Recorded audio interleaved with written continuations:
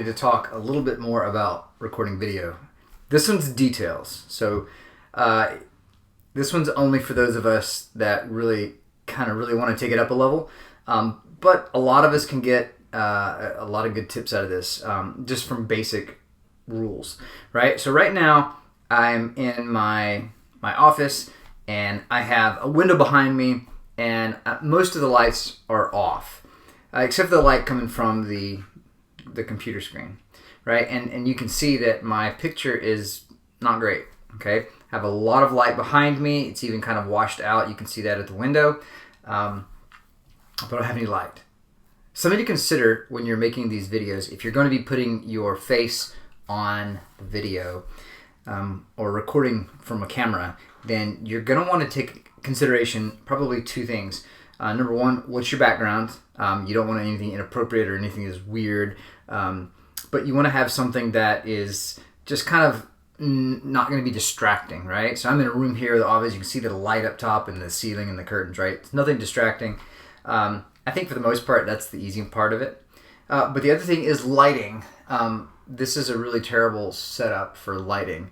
And so I can turn on a few lights. What you want to make sure to do is when you're recording from with a camera, you want to make sure that the lighting is behind the camera, right? It's lighting up your face. So turn on a lamp.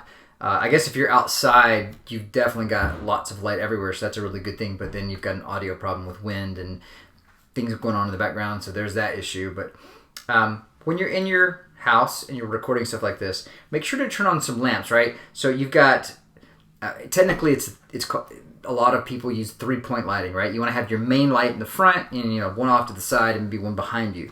But I'm not going to go into all that. But what I do want to talk about is just turning on some lights so that it illuminates your face and it doesn't blur into the camera. So let me turn on the lights. And so there you have lights, right? So I have I have a number of lights on in front of me. I have my desk lamp on and I have kind of an overhead light right here in front of me.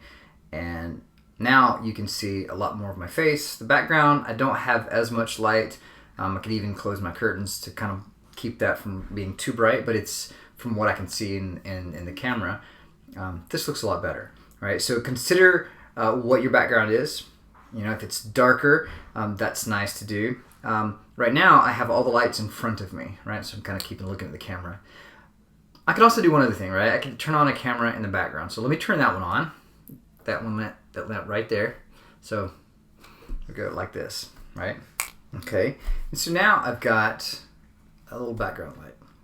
Just some tips, totally unnecessary. But the part that definitely helps when you're making some of these videos is to have some light and it's coming from the front of the camera, or at least around you so that it's shining directly under your face and not into the cameras, right? So it's not making it's making your face look kind of dark.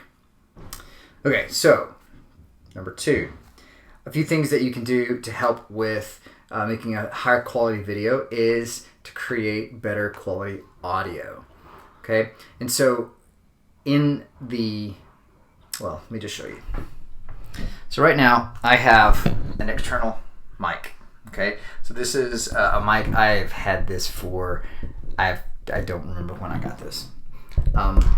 I got it to do tutorials kind of just a couple of years ago, and the audio from that is a lot better than the audio that if I'm not using that, right? So I'm going to switch. I don't even know if I can switch to that. You remember, if you've seen my video previously, I recorded the video using my iPad. So we are now inside the iPad, and I wanted to show you one of the easiest ways to record, and the audio from that is definitely not as good. It almost sounds like you're in a bigger room. It takes in a lot more of the ambient noise, and so it doesn't sound like you're up close. I recommend getting an external mic if you want to upgrade your audio. Not a big deal. I'm nitpicking here.